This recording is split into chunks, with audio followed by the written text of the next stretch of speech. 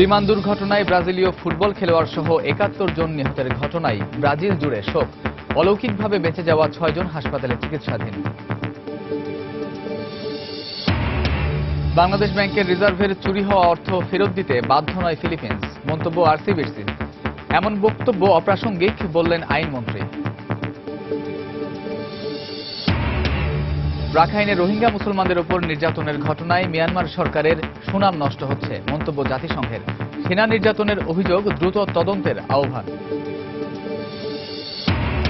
এবং নিউ ইয়র্কের জ্যাকসন হাইটসে স্বর্ণের দোকানে অস্ত্রের মুখে ডাকাতির চেষ্টা, ব্যবসায়ীদের মধ্যে আতঙ্ক, অভিযানে নেমেছে পুলিশ।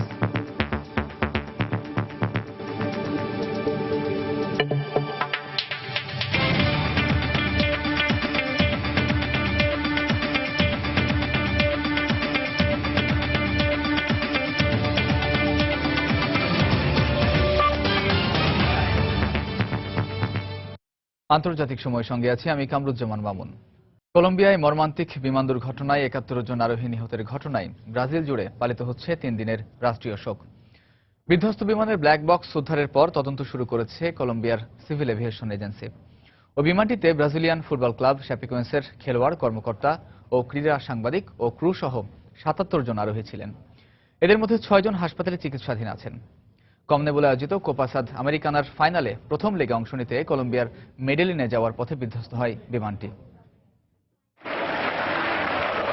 ছোট্ট সান্তা ক্যাটারিনা শহরের শ্যাপেকোয়েন্স ক্লাবটির হাজার হাজার সমর্থক এদিন রাতে কোনো খেলা দেখার জন্য নয়, গায়ে জার্সি জড়িয়ে স্টেডিয়ামে হাজির হয়েছিলেন বিমান দুর্ঘটনায় নিহত খেলোয়াড়দের প্রতি শেষ শ্রদ্ধা জানাতে। এ সময় প্রিয় খেলোয়াড়দের মৃত্যুতে কান্নায় ভেঙে পড়েন ভক্তরা। এমন অপ্রত্যাশিত দুর্ঘটনায় সত্যি আমি খুব মর্মাহত। এই দুর্ঘটনায় আমরা স্তব্ধ হয়ে পড়েছি। চিন্তাও করতে পারিনি এমন একটি দুর্ঘটনা ঘটবে। তারা চ্যাম্পিয়নের খেতাব পেতে চেয়েছিল। আমার বিশ্বাস তারা চ্যাম্পিয়ন হয়ে স্বর্গে চলে গেছে। শ্রদ্ধা জানিয়েছেন স্বজনহারা পরিবারগুলো। নিহতদের আত্মার শান্তি কামনায় আয়োজন করা হয় প্রার্থনার। এ সময় পরিবারের সদস্যদের হারিয়ে চোখের পানি ধরে রাখতে পারছিলেন না তারা। আমার কলিজা টুকরো টুকরো হয়ে গেছে। আমি এখন চিন্তা করতে পারছি না যে কি হয়েছে। এই দুর্ঘটনা মেনে নেওয়া আমার পক্ষে অসম্ভব। আমি বিশ্বাস করতে পারছি না। দুর্ঘটনার 1 মিনিট আগেও আমার সাথে কথা হচ্ছিল, এরপর আর তার সাথে যোগাযোগ করতে পারিনি। মর্মান্তিক এ দুর্ঘটনায় ব্রাজিল জুড়ে পালিত হচ্ছে 3 দিনের রাষ্ট্রীয় শোক। এছাড়াও দেশটির ফুটবল ফেডারেশন 7 দিনের শোক ঘোষণা করেছে। বিধ্বস্ত বিমানটির ব্ল্যাক বক্স উদ্ধারের পর দুর্ঘটনার কারণ অনুসন্ধানে তদন্ত শুরু করেছে কলম্বিয়ার civil aviation agency. Bolivian civil aviation ও আমাদের সিভিল এভিয়েশন তথ্য সংগ্রহ করে জমা দিয়েছে। তদন্তের পর দুর্ঘটনার সঠিক কারণ সম্পর্কে জানা যাবে। প্রথমবারের মতো কোপা সাদ আমেরিকানার ফাইনালে উঠেছিল শ্যাপেকোয়েন্স। দলটির ফুটবলারদের কাছে তাই আনন্দটা ছিল সীমাহীন। কিন্তু কে জানতো তাদের এই আনন্দের পেছনে লুকিয়ে আছে কঠিন এক বাস্তবতা। পরিবার পরিজনের কাছ থেকে বিদায় নেবার পর ভাড়া করা একটি বিমানে চেপে শ্যাপেকোয়েন্স সদস্যদের গন্তব্য ছিল কলম্বিয়ার মেডেলিন। বলিভিয়ায় যাত্রাবিরতি নিয়ে উড্ডয়নের কিছুক্ষণ পর রাডারের সঙ্গে সংযোগ হারিয়ে ফেলে বিমানটি। এরপরই পুরো ফুটবল দুনিয়াকে স্তব্ধ করে খবর আসে বিমান বিধ্বস্তর। প্রথমে বিমানটিতে 81 জন আরোহী থাকার খবর পাওয়া গেলেও পরে কলম্বিয়ার দুর্যোগ ব্যবস্থাপনা দপ্তর জানায় আরোহীদের তালিকায় যাদের নাম ছিল তাদের মধ্যে 4 জন ফ্লাইটে আরোহণ করেননি। এছাড়াও 77 আরোহীদের মধ্যে 3 জন খেলোয়াড় সহ 6 জন জীবিত অবস্থায় উদ্ধার করে হাসপাতালে ভর্তি করার কথা জানায় কর্তৃপক্ষ। রবিউল ইসলাম আওলাদ, সময় সংবাদ। বাংলাদেশ ব্যাংকের রিজার্ভের চুরি হওয়া অর্থ দিতে বাধ্য নয় ফিলিপিন্সের রিজাল কমার্শিয়াল ব্যাংকিং কর্পোরেশন আরসিবিসি, এমন মন্তব্য করেছে ব্যাংক কর্তৃপক্ষ। তবে এমন দাবি নাকচ করে দিয়েছেন দেশটিতে নিযুক্ত বাংলাদেশি রাষ্ট্রদূত জন গোমেজ। আরসিবিসি আইন বিষয়ক কর্মকর্তার অর্থ চুরির দায়ভার নাকচ করে দেওয়ার পরিপ্রেক্ষিতে সময় সংবাদকে টেলিফোনে একথা বলেন তিনি বলেন, $1.5 কোটি ফেরত পাওয়ার বিষয়টি প্রমাণ করে যে অর্থ পাচারের পুরো বিষয়টিতে আরসিবিসি দায়ী। গেল ফেব্রুয়ারিতে নিউ ইয়র্কের ফেডারেল রিজার্ভের বাংলাদেশ ব্যাংকের অ্যাকাউন্ট থেকে অর্থ চুরির ঘটনার পর দফায় দফায় তদন্ত হলেও ফেরত এসেছে মাত্র $1.5 কোটি। দেশটির সিনেট, ডিপার্টমেন্ট অফ জাস্টিস এবং অ্যান্টি মানি লন্ডারিং কাউন্সিলের তদন্তে প্রমাণ হয় এই অর্থ চুরির সাথে আরসিবিসির কর্মকর্তারা জড়িত। কিন্তু গতকাল রয়টার্সে দেয়া এক বিবৃতিতে ব্যাংকের আইনজীবী বলেন, রিজার্ভের চুরি হওয়া অর্থের দায়ভার আরসিবিসির নয়। তবে এ দাবি নাকচ করে ফিলিপিন্সে নিযুক্ত বাংলাদেশি রাষ্ট্রদূত জন গোমেজ বলেন, রিজার্ভের $1.5 কোটি ফেরত দেওয়ার বিষয়টি প্রমাণ করে রিজার্ভের অর্থ পাচারের পুরো বিষয়টির সাথে আরসিবিসি সম্পৃক্ত। ক্রিমিনাল তো আরসিবিসি, কারণ টাকা তো তাদের কাছে আসছিল এবং তারা যদি শ্রীলঙ্কার ব্যাংকের মতো এটাকে স্টপ পেমেন্ট করতো আর এই টাকাটা রিটার্ন করে দিত, আরসিবি কিছু হয় না। সো তাদের দায়িত্ব তো নিতে হবে এবং এটা সেনেটে প্রমাণিত হয়েছে। এদেরই গভর্নমেন্ট তাদেরকে ফাইন করলো, এদেরই গভর্নমেন্ট তাদের কাছে কেস করলো, এদেরই গভর্নমেন্ট এখন আরো 6 জনের বিরুদ্ধে কেস করতেছে। সো আর তারপরে আমরা $15 মিলিয়ন পেয়ে গেছি। সো বাংলাদেশ ব্যাংকের যদি পুরো দায়িত্ব থাকে, how come we got $15 million which came through the RCBC? তবে পাচার হওয়া অর্থের বাকি অংশের হদিস রয়েছে উল্লেখ করে তিনি বলেন, পুরো অর্থ ফেরত পাওয়ার ব্যাপারে এখনো আশাবাদী বাংলাদেশ। আমার কোনো নলেজ নাই যে বাংলাদেশে কেউ এটার জন্য দায়ী করা হয়েছে। তো আমরা সেটাই বলতেছি যে as of now no one. এখানে হ্যাকিং হচ্ছে, this hacking has done from outside. টাকাগুলো কোথায় আছে আমাদের হদিস আছে এবং আমরা $15 মিলিয়ন পেয়েছি। আরসিবিসি দরকার হয় they will have to channelize, they have to return the money. আমাদের উদ্ধারের অভিযান চলবে। গেল ফেব্রুয়ারিতে বাংলাদেশ ব্যাংকের রিজার্ভ থেকে $8.10 কোটি পাচার হয়ে চলে যায় ফিলিপিন্সের রিজাল ব্যাংকে। সেখান থেকে মাত্র কয়েক ঘন্টার মধ্যেই ওই অর্থ ব্যাংকিং চ্যানেলের বাইরে চলে যায়। এ বিষয়ে তদন্তের জন্য আইনমন্ত্রীর নেতৃত্বে 5 সদস্যের একটি দল ফিলিপিন্স সফরে রয়েছেন। ঈশিতা ব্রহ্ম, সময় সংবাদ। আন্তর্জাতিক সময় আরো যা দেখবেন, হাভানায় ঐতিহাসিক রেভলিউশন স্কোয়ারে ফিদেল ক্যাস্ট্রোর স্মরণ সভায় লাখো মানুষের শ্রদ্ধা। ভেনেজুয়েলা, বলিভিয়া, দক্ষিণ আফ্রিকা, জিম্বাবুয়ে সহ বিশ্ব নেতাদের অংশগ্রহণ। মিয়ানমারের রাখাইনে রোহিঙ্গা মুসলমানদের উপর নির্যাতনের ঘটনাকে কেন্দ্র করে দেশটির বর্তমান সরকারের সুনাম নষ্ট হতে পারে বলে মনে করছে জাতিসংঘ। সাম্প্রতিক এ ঘটনায় উদ্বেগ জানিয়ে দ্রুত রোহিঙ্গাদের উপর সেনাদের দমন পীড়নের অভিযোগ তদন্তে সরকারের প্রতি আহ্বান জানিয়েছেন সংস্থাটির গণহত্যা প্রতিরোধ বিষয়ক বিশেষ উপদেষ্টা অ্যাডাম ডিং। বুধবার এক বিবৃতিতে তিনি মিয়ানমারে আইনের অনুশাসন ও সম অধিকার প্রতিষ্ঠার উপরও জোর দেন। গত অক্টোবরে রাখাইনে নিরাপত্তা চৌকিতে এক হামলার জেরে ওই অঞ্চলের রোহিঙ্গা অধ্যুষিত এলাকায় অভিযানের নামে নানা নির্যাতন চালিয়ে আসছে মিয়ানমারের নিরাপত্তা বাহিনী। এতে বাংলাদেশ সীমান্তবর্তী এলাকাটিতে শতাধিক মানুষের মৃত্যু ও নতুন করে বাস্তুচ্যুত হয়েছে 30,000-এরও বেশি মানুষ।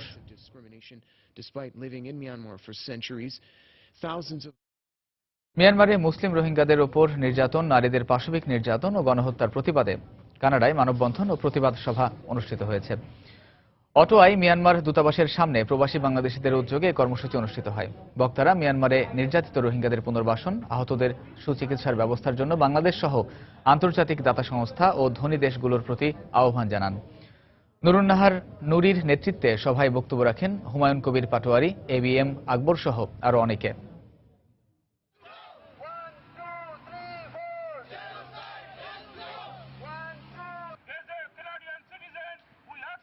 কানাডায় অবস্থানরত বিভিন্ন শহরের সকল বাংলাদেশি ভাই ও বোনেরা মিলিত হয়েছে মায়ানমার এমবেসির সম্মুখে এবং তাদের এই প্রতিবাদ, এই মানববন্ধন মায়ানমারে নির্যাতিত সকল মানুষের পক্ষে।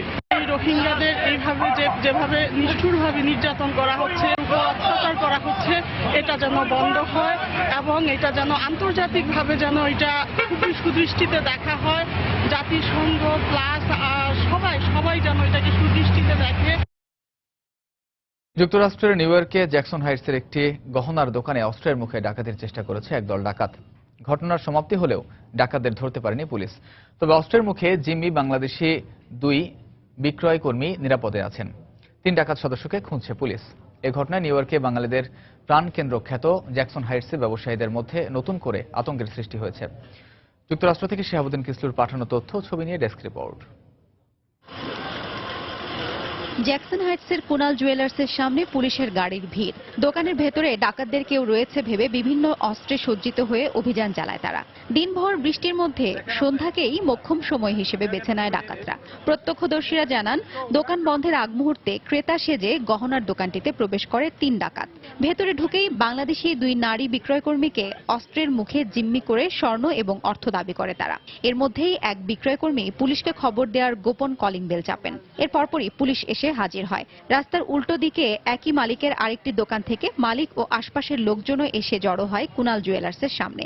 পরিস্থিতি বেগতিক দেখে ডাকাতরা অস্ত্র উঁচিয়ে পালিয়ে যায়। এই ঘটনায় আতঙ্কের মধ্যে রয়েছেন বলে জানান ওই এলাকার বাংলাদেশি ব্যবসায়ীরা। ছুটে আসলাম টিডি ব্যাংকের কর্নার পর্যন্ত। আসার পরে ওখানে আমরা দাঁড়িয়ে দেখলাম সামনে ভারী ভারী অস্ত্র নিয়ে পুলিশ দাঁড়িয়ে আছে সবাই। আস্তে আস্তে পুলিশ যে সময় বেশি হতে থাকলো, আমাদের সিভিল যত লোকজন ছিল সবাইকে দূরে সরাই দিল। এটা অবশ্যই আতঙ্কের বিষয়, কারণ আমরা এখন বাঙালি কমিউনিটি যারা আছি সবার ভিতরে একটা আতঙ্ক আছে। এরকম একটা ঘটনা ঘটছে, যারা বিজনেস আছে বাঙালি কমিউনিটি সারা যারা আছে সবাই সবার নিরাপত্তাটা চায়। 2 বছর আগে ঠিক এ দোকানের পাশের একটি দোকানে এবং বছর খানেক আগে দোকানটি সংলগ্ন টিডি ব্যাংকে ডাকাতির ঘটনা ঘটে। বাঙালি অধ্যুষিত জ্যাকসন হাইটসে এ ধরনের ঘটনা বৃদ্ধি পাওয়ায় সার্বক্ষণিক পুলিশি টহলের দাবি জানিয়েছেন ব্যবসায়ীরা। সময় সংবাদ, নিউ ইয়র্ক, যুক্তরাষ্ট্র। যুক্তরাষ্ট্রের ওয়াইহো স্টেট ইউনিভার্সিটিতে সন্ত্রাসী হামলার দায় স্বীকার করেছে আইএস পরিচালিত সংবাদ সংস্থা আমাক নিউজ এই দাবি জানানো হয়। যদিও আইএসের এ তথ্য নিশ্চিত করেনি মার্কিন কর্তৃপক্ষ। গেল সোমবার বিশ্ববিদ্যালয়টির ক্যাম্পাসে গাড়ি নিয়ে সোমালীয় এক শরণার্থী হামলা চালায়। এতে 11 জন আহত হয়, যাদের 2 জনের অবস্থা আশঙ্কাজনক বলে জানায় কর্তৃপক্ষ। এ সময় আব্দুর রাজ্জাক নামের সন্দেহভাজন হামলাকারী নিরাপত্তা বাহিনীর গুলিতে নিহত হয় বলে দাবি করে পুলিশ। ঘটনার তদন্ত শুরু করেছে মার্কিন কেন্দ্রীয় তদন্ত সংস্থা FBI। ওই বিশ্ববিদ্যালয়টিতে প্রায় 60,000 শিক্ষার্থী রয়েছেন।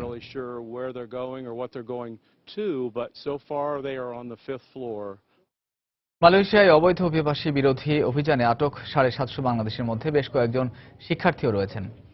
আটককৃতদের মুক্ত করার চেষ্টা চালাচ্ছেন তাদের স্বজনরা। কুয়ালালামপুর থেকে বিস্তারিত জানিয়েছেন আমাদের মালয়েশিয়া প্রতিনিধি মোহাম্মদ আব্দুল কাদের। গত 27 নভেম্বর রোববার মালয়েশিয়ার নেগারি সিম্বেলানের পোর্ট ডিকশন জিমার কনস্ট্রাকশন সাইট থেকে ইমিগ্রেশন পুলিশের অভিযানে যে 767 জন বাংলাদেশিকে বৈধ কাজের পারমিট না থাকায় গ্রেপ্তার করা হয়েছিল, তো সেখানে দেখা গেল তাদের মালিক পক্ষকে যখন অবহিত করে ফোন করে, তখন মালিক পক্ষ সেই ক্যাম্পে গিয়ে কিছু জরিমানা মওকুফ করে। জরিমানা মওকুফ করার পর সেখান থেকে তাদেরকে ছাড়িয়ে নেওয়া হয়। তবে কতজন শ্রমিককে ছাড়িয়ে নেওয়া হয়েছে তার সঠিক কোনো হিসাব এখনো পর্যন্ত পাওয়া যায়নি। ক্যাম্প থেকে মুক্তি পাওয়া এক বাংলাদেশির সাথে কথা বলে জানতে পারলাম প্রায় 70% লোক যারা নৌকায় করে এসেছে মালয়েশিয়ায়, এবং অনেকে আসছে আবার ভিজিট ভিসা নিয়ে, আবার অনেকে আছে যারা স্টুডেন্ট ভিসায় এসেছে। তবে এখানকার অনেক স্টুডেন্টরা যখন তাদের কলেজে ফোন করেছিল, কিন্তু কলেজ কর্তৃপক্ষ এই ব্যাপারে কোনো সহযোগিতা করতে পারবে না বলেও তারা চাপ জানিয়ে দিয়েছেন। আর এই ব্যাপারে আমি যখন বাংলাদেশ হাইকমিশনের অফিসে ফোন দিয়েছিলাম, তাদের ফোন এঙ্গেজ পাচ্ছি, সে ব্যাপারেও আমি তাদের কাছ থেকেও কিছু জানতে পারি নাই এখনো পর্যন্ত। তবে আরেকটা জিনিস আমি বলে রাখি, এখানে যে ক্যাম্পে নিয়ে যাচ্ছিল, যখন তাদেরকে গাড়িতে উঠাচ্ছিলেন তখন তাদের হাতে মোবাইল ছিল। সেই মোবাইল দিয়ে সেখানে থাকা তাদের বন্ধু বান্ধব যারা আছে আশেপাশে, ভাই ব্রাদার এবং মালিক পক্ষ বা এজেন্ট, যাদেরকে সবাইকে ফোন দিয়ে জানিয়ে দেওয়া হয়েছিল যে কোথায় নিয়ে যাওয়া হচ্ছে, কোন ক্যাম্পে নিয়ে যাওয়া হচ্ছে, কোথায় গেলে তাদেরকে ছাড়িয়ে আনতে পারবে, সেই ব্যাপারে ওরা আগেই ফোন করে জানিয়ে দিয়েছিল ওদের মালিক পক্ষকে। সিরিয়ার বিদ্রোহী নিয়ন্ত্রিত আলেপ্পো শহরের পূর্বাঞ্চল থেকে 48 ঘন্টায় পালিয়ে গেছেন প্রায় 20,000 মানুষ। আন্তর্জাতিক মানবাধিকার সংগঠনগুলো বলছে, বিদ্রোহী নিয়ন্ত্রিত এলাকায় অব্যাহত সংঘাতে অন্তত 16,000 মানুষ গৃহহীন হয়েছে। সংঘাতপূর্ণ এলাকা ছাড়তে চাইলেও বিদ্রোহীরা বেসামরিক মানুষদের বাধা দিচ্ছে বলে জানিয়েছে জাতিসংঘ। এদিকে সরকারি বাহিনীর হাতে অবরুদ্ধ এলাকায় মানবিক সহায়তা পৌঁছাতে দ্রুততম সময়ে অস্ত্রবিরতি কার্যকরের দাবি করেছে বিশ্ব খাদ্য সংস্থা।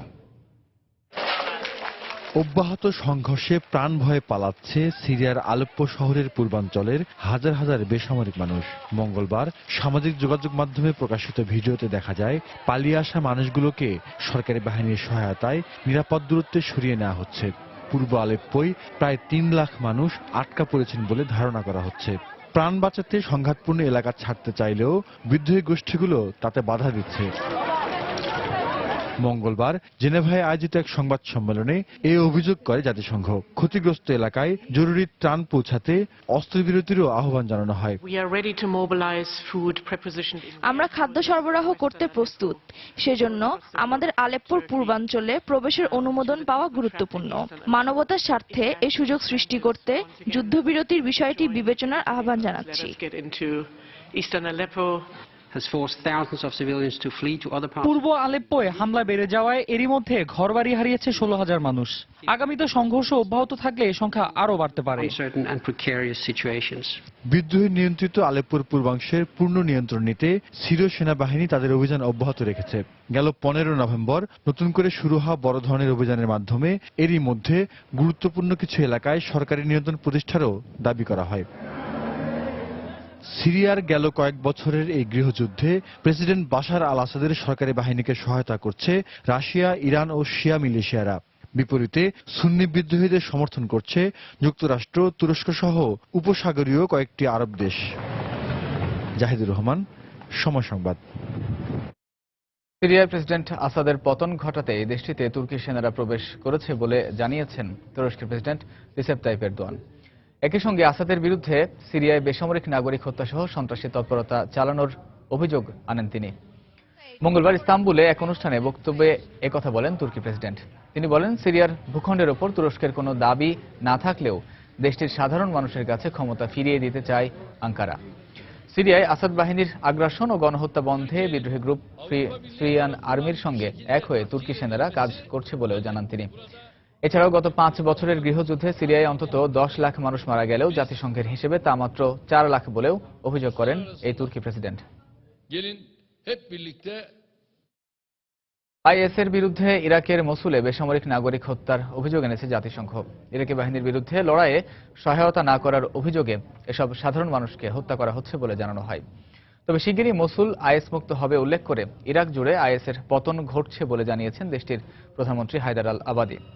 এদিকে মসুলে দুপক্ষের সংঘর্ষে পানির পাইপলাইন ক্ষতিগ্রস্ত হওয়ায় মারাত্মক পানি সংকটে পড়েছে সেখানকার প্রায় 6.5 লাখ বাসিন্দা।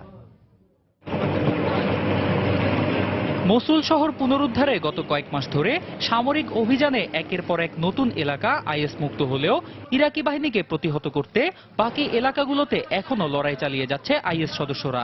সরকারি বাহিনীর বিরুদ্ধে এ লড়াইয়ে সহযোগিতা করতে বাধ্য করা হচ্ছে সেখানকার সাধারণ মানুষকে। আর এতে যারা রাজি হচ্ছে না তাদেরকে আইএস জঙ্গিরা হত্যা করছে বলেও অভিযোগ করেছে জাতিসংঘ। মঙ্গলবার জেনেভায় এক সংবাদ সম্মেলনে এই চাঞ্চল্যকর তথ্য জানায় জাতিসংঘ মানবাধিকার বিষয়ক সংস্থা। ISIL has been installing rocket launchers. Is সদস্যরা বেসামরিক নাগরিকদের বাড়ির ছাদে রকেট লঞ্চার সহ বিভিন্ন অস্ত্র মোতায়েন করছে। যারা এতে রাজি হচ্ছে না তাদেরকেই হত্যা করা হচ্ছে। গত 1 মাসে এভাবে তারা শিশু সহ অন্তত অর্ধশত বেসামরিক নাগরিককে হত্যা করেছে। In Bakir neighborhood. এ সত্ত্বেও মসুল পুনরুদ্ধারের অভিযান অব্যাহত রেখেছে ইরাকি বাহিনী। মঙ্গলবার শহরটির দক্ষিণ পূর্বাঞ্চলে আইএসের বিরুদ্ধে কমান্ডো অভিযান চালায় তারা। দুপক্ষের রক্তক্ষয়ী সংঘর্ষের পর ইরাকি সেনারা আল কাসার এলাকা নিজেদের নিয়ন্ত্রণে নিতে সক্ষম হয়। এর মধ্য দিয়ে মসুলের দক্ষিণ পূর্বাঞ্চলের প্রায় পুরোটাই ইরাকি সেনাদের নিয়ন্ত্রণে এলো বলে জানায় সেনা কর্তৃপক্ষ। এখানকার পুরো এলাকাই এখন আমাদের দখলে।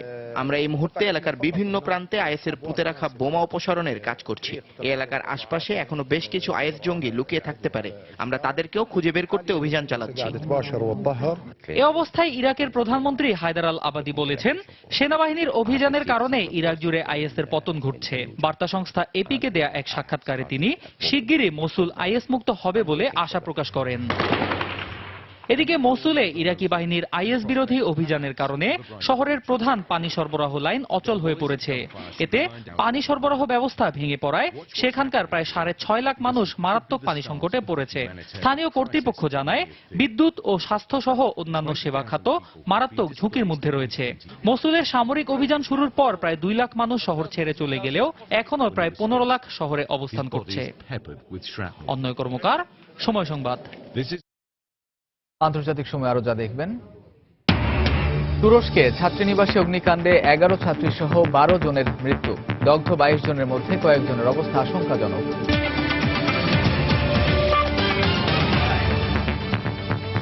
আরএফএল ওয়াটার পাম্প, পানি দেবে টেনশন নয়।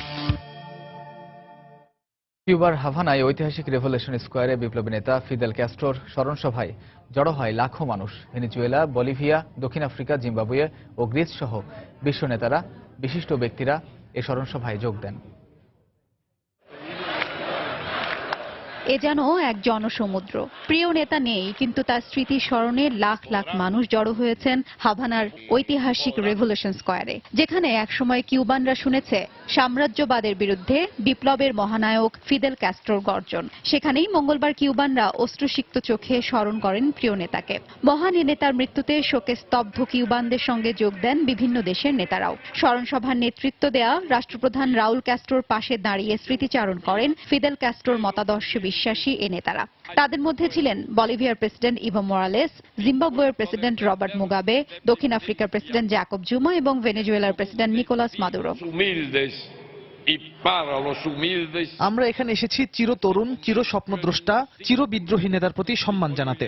আমি আমার দেশে থেকেও তার নেতৃত্বের কণ্ঠস্বর শুনতে পেয়েছি, যে কণ্ঠ আমি কখনো ভুলব না। আজ এখানে দাঁড়িয়ে আমি বলতে চাই, নেতা, আপনার মিশন সম্পন্ন হয়েছে। নেতাকে শ্রদ্ধা জানাতে আসেননি ভিন্ন মতাদর্শের পশ্চিমা নেতারা। যুক্তরাষ্ট্র মঙ্গলবারই জানিয়েছিল স্মরণসভায় কোনো প্রতিনিধি পাঠাবে না। কিউবায় মার্কিন রাষ্ট্রদূত সেখানে যোগ দেবেন। যারা শোক সভায় যোগ দেন তাদের উদ্দেশ্যে কিউবার প্রেসিডেন্ট বলেন, তার ভাইয়ের কথা ইতিহাসের স্বর্ণাক্ষরে লেখা থাকবে। ফিদেল তার জীবন উৎসর্গ করেছেন বিশ্বের মানুষের সংহতির জন্য, সমাজতান্ত্রিক রাষ্ট্র গঠনের জন্য এবং সাম্রাজ্যবাদের কাছে মাথা নত না করাই তার জীবনের একমাত্র লক্ষ্য ছিল। এমন মহান নেতাকে সম্মান জানাতে এখানে যারা জড়ো হয়েছেন তারা সবাই মহৎ। সাধারণ মানুষের কণ্ঠেও ছিল প্রিয় নেতাকে হারানোর শোক।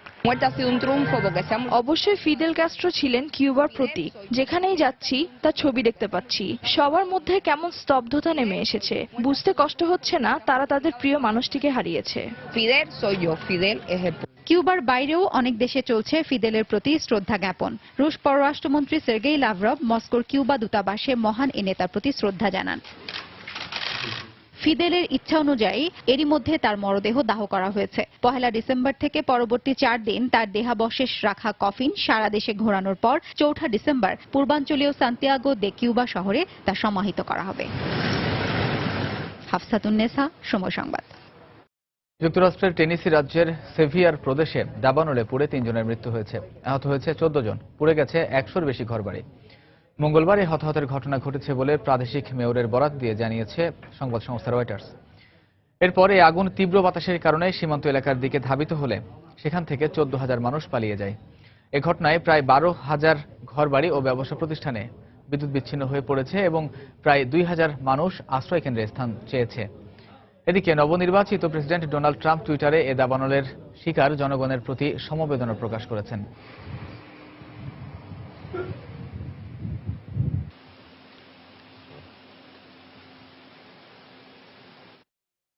তুরস্কের একটি ছাত্রীনিবাসে অগ্নিকাণ্ডে 11 ছাত্রীসহ 12 জনের মৃত্যু হয়েছে। অগ্নিদগ্ধ হয়ে গুরুতর আহত হয়েছেন আরও অন্তত 22 জন। এদের মধ্যেও কয়েকজনের অবস্থা আশঙ্কাজনক। মঙ্গলবার গভীর রাতে দেশটির দক্ষিণাঞ্চলীয় আদানা প্রদেশে এ দুর্ঘটনা ঘটে। নিহতদের মধ্যে ছাত্রীনিবাসটির এক কর্মকর্তা রয়েছেন বলে জানা গেছে। প্রত্যক্ষদর্শীরা জানান, ছাত্রীনিবাসটিতে নিম্ন মাধ্যমিক ও মাধ্যমিক শ্রেণীর ছাত্রীরা থাকতেন। শর্ট সার্কিট থেকে আগুনের সূত্রপাত বলে প্রাথমিকভাবে ধারণা করছে দমকল বাহিনী। টেলিভিশনে প্রকাশিত ছবিতে বহুতল ভবনটির ছাদ থেকে আগুনের শিখা উঠতে দেখা যায়। দমকল কর্মীদের প্রায় 3 ঘন্টার চেষ্টায় আগুন নিয়ন্ত্রণে আসে বলে জানায় স্থানীয় গণমাধ্যম।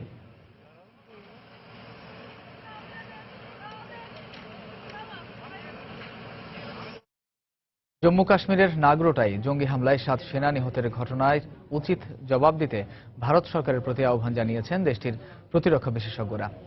দেশের প্রতিরক্ষা স্বার্থে নিয়ন্ত্রণ রেখার কাছে যেসব জঙ্গি আস্তানা আছে সেগুলো ধ্বংস করার উদ্যোগ নেওয়ারও পরামর্শ দিয়েছেন তারা। সে সঙ্গে ভারতের গোয়েন্দা কর্মকর্তাদের আরও সতর্ক হতে হবে বলেও উল্লেখ করেন ভারতীয় নিরাপত্তা বিশ্লেষকরা। এদিকে পাকিস্তান বলছে, কাশ্মীর বিষয়ে তাদের ধৈর্য ধারণকে দুর্বলতা ভেবে ভুল করছে ভারত।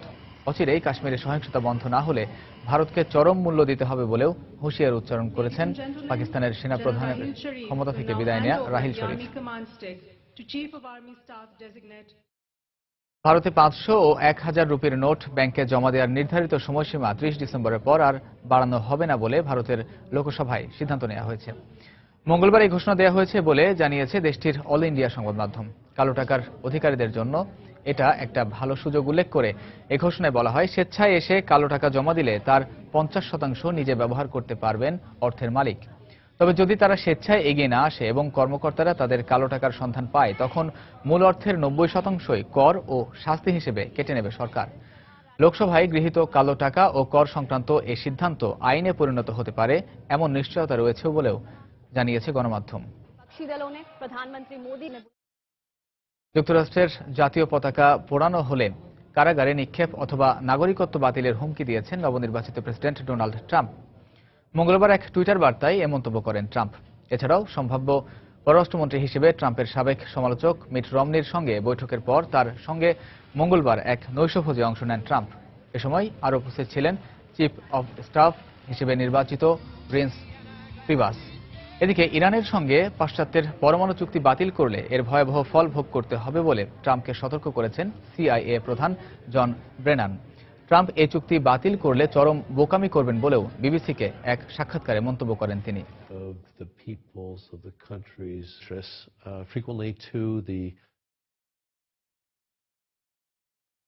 ইরানের উপর আরোপিত নিষেধাজ্ঞার মেয়াদ আরও 10 বছর বাড়াতে ভোট দেবে যুক্তরাষ্ট্রের সিনেট। মঙ্গলবার সিনেট সদস্য এক রিপাবলিকান নেতা একথা জানিয়েছেন বলে খবর প্রকাশ করেছে গণমাধ্যম। এই আইনের মেয়াদ বাড়ানোর বিল সভায় পাশ হয়ে গেলে তাতে প্রেসিডেন্ট বারাক ওবামার স্বাক্ষর নিতে বিলটি হোয়াইট হাউসে পাঠানো হবে।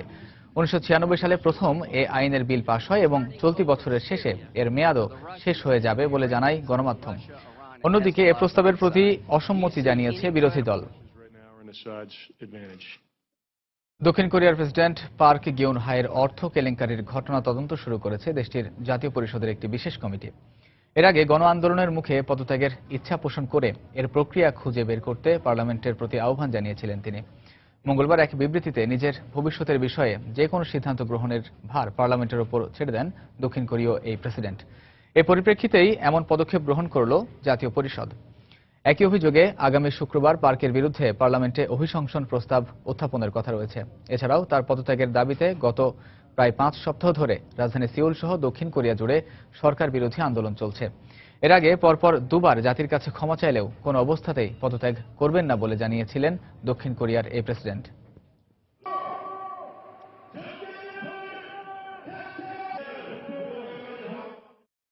ফিলিস্তিনিদের স্বার্থে জেরুজালেমকে রক্ষায় এগিয়ে আসা সব মুসলিমের দায়িত্ব বলে মন্তব্য করেছেন তুর্কি president Recep Tayyip Erdogan.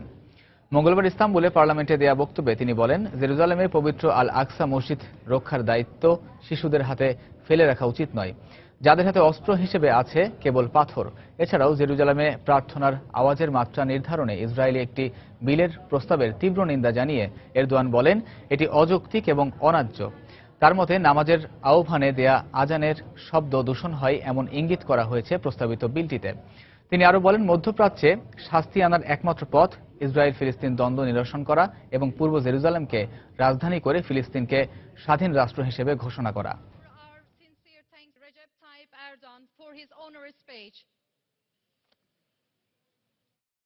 নেদারল্যান্ডসে school, হাসপাতাল বা জনপরিবহনের মতো স্থানে মুখ ঢাকা বোরকা পরা নিষিদ্ধের প্রস্তাব অনুমোদন দিয়েছে ডাচ পার্লামেন্টের নিম্নকক্ষ। সরকারি কর্মকর্তারা বলেন, যেসব জায়গায় পরিচয় দেয়া আবশ্যক শুধু সেসব জায়গায় নেকাব বা বোরকা পরে মুখ ঢেকে রাখা নিষিদ্ধ হবে। তবে রাস্তাঘাটে বোরকা এখনও নিষিদ্ধ হচ্ছে না। এই আইন ভঙ্গ করলে $430 জরিমানা গুনতে হতে পারে। 150 সংসদ সদস্যের 132 জনই এই প্রস্তাবের পক্ষে ভোট দিয়েছেন। এমনকি ক্ষমতাসীন উদারপন্থী দলগুলোর জোটও এর পক্ষে ভোট দেয়। তবে এই প্রস্তাবে সংসদের উচ্চ কক্ষ সিনেটর অনুমোদন লাগবে। নেদারল্যান্ডসে খুব কম সংখ্যক নারী বোরকা পরে। এর সংখ্যা 100 থেকে 500 জন হবে বলে জানিয়েছে আন্তর্জাতিক গণমাধ্যম।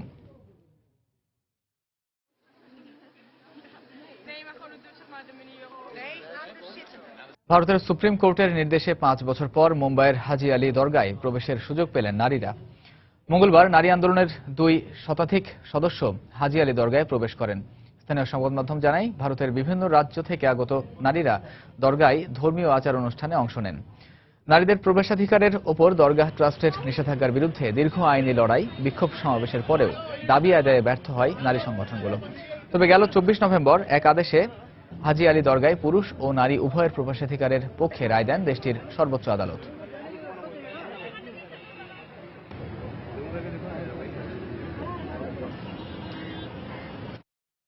ভারতের উত্তরাঞ্চলে শীতকালের প্রথম ঘন কুয়াশায় জনজীবন বিপর্যস্ত হয়ে পড়েছে। বুধবার দিল্লি ও তার আশপাশে ঘন কুয়াশার কারণে যানবাহন চলাচল বিঘ্ন হয়। এছাড়া দিল্লির ইন্দিরা গান্ধী আন্তর্জাতিক বিমানবন্দরে 13টি ফ্লাইটের শিডিউল বিপর্যয় হয়। রাস্তায় চলাচলেও বেশ ভোগান্তি পোহাতে হচ্ছে মানুষকে। এদিকে উত্তরপ্রদেশের মাও অঞ্চলে ঘন কুয়াশার কারণে বাস ও ট্রাকের মুখোমুখি সংঘর্ষে 7 জন আহত হয়েছে। আগামী 6 দিন পর্যন্ত দিল্লি সহ দেশের উত্তরাঞ্চলীয় হরিয়ানা, পাঞ্জাব, উত্তরপ্রদেশ সহ বিভিন্ন এলাকা ঘন কুয়াশাচ্ছন্ন থাকবে বলে জানিয়েছে দেশটির আবহাওয়া বিভাগ।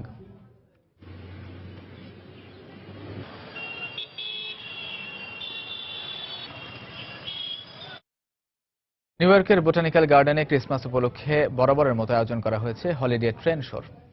খেলনা ট্রেন উপস্থাপনের মাধ্যমে যেখানে তুলে ধরা হয়েছে ট্রেনের বিবর্তন। জনপ্রিয় এই ট্রেন শো দেখতে হাজির হন সব বয়সের মানুষ। তাই এবারও আয়োজনকে ঘিরে তাদের মাঝে বিপুল উৎসাহ ও কৌতূহল তৈরি হয়েছে। হলিডে ট্রেন শো নামটি শুনলেই মনে হবে বিভিন্ন ট্রেনের সমারোহ। আসলেই তাই, প্রদর্শনীতে দেখা মিলবে নানান ধরনের ট্রেনের, কিন্তু চলমান এই ট্রেন সত্যিকারের নয়, খেলনা ট্রেন।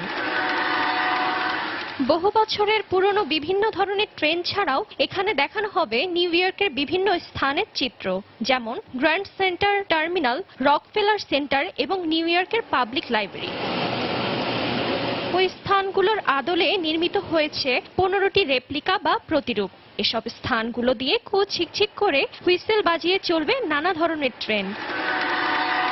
প্রদর্শনীতে দেখানো সব উপকরণই প্রাকৃতিক উপাদানের তৈরি। কাছ থেকে লক্ষ্য করলে বোঝা যাবে চিমনি এবং ট্রেনের ছাদ তৈরি করা হয়েছে ওক ও পাইন গাছের বাকল দিয়ে। এছাড়া মূলার বীজ দিয়ে তৈরি করা হয়েছে স্থাপনাগুলো। আমি মনে করি এই প্রদর্শনীটি অনেক মানুষের কাছে ঐতিহ্যের মতো। তারা ট্রেন শোটি অনেক পছন্দ করে, তাই সব বয়সের মানুষ ভিড় করে এটা দেখতে। এবারে প্রদর্শনীতে তাই তাদের জন্য রয়েছে নানান চমক। শিশুদেরকে আনন্দ দেবার জন্য বানানো হয়েছে আমেরিকার সবচাইতে পুরনো রোলার কোস্টার। আসন্ন ক্রিসমাস উপলক্ষে 25 বছর ধরে আয়োজিত এ শো দেখতে হাজির হন শিশু, বৃদ্ধ সকলেই। তারা কেউ যেন বঞ্চিত হতে চান না এই ট্রেন শো দেখতে। আফরিন জেরিন, সময় সংবাদ। বিবাহ বন্ধনে আবদ্ধ হলেন ভারতীয় ক্রিকেটার যুবরাজ সিং। সবার কাছে দোয়া চেয়ে মঙ্গলবার টুইটারে পোস্ট করেন ভারতীয় এই তারকা ক্রিকেটার। মঙ্গলবার চণ্ডীগড় শহরে আয়োজন করা হয় যুবরাজের সঙ্গীত সন্ধ্যা। যুবরাজের পরিবার ছাড়াও সঙ্গীত অনুষ্ঠানে উপস্থিত ছিলেন ভারত সফরে থাকা ইংল্যান্ড জাতীয় দলের ক্রিকেটাররা। Jonny Bairstow, Joe Root, Ben Stokes, Stuart Broad ছাড়াও অনেকেই এদিন উপস্থিত ছিলেন। যুবরাজ শেরওয়ানি এবং কোণে ভারতীয় অভিনেত্রী হ্যাজেল এদিন লেহেঙ্গা পরে সঙ্গীত অনুষ্ঠানে হাজির হন। বিয়েতে রাজনীতিবিদ, সাবেক ক্রিকেটার এবং বলিউড জগতের অভিনেতা অভিনেত্রীদের উপস্থিত হওয়ারও কথা রয়েছে।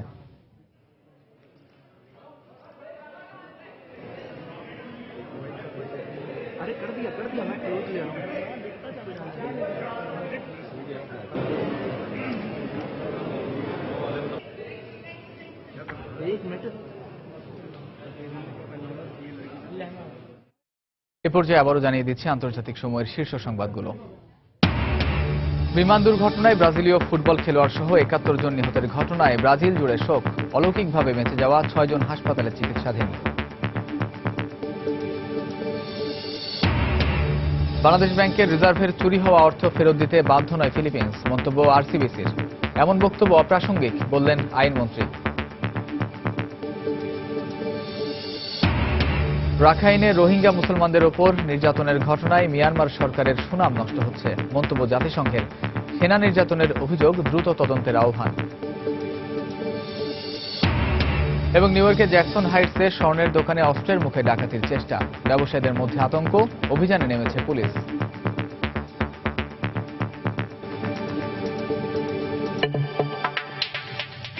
এই ছিল আন্তর্জাতিক সময়। যে কোনো খবর পেতে ভিজিট করুন সময়নিউজ.tv আর সঙ্গে থাকুন সময়ে।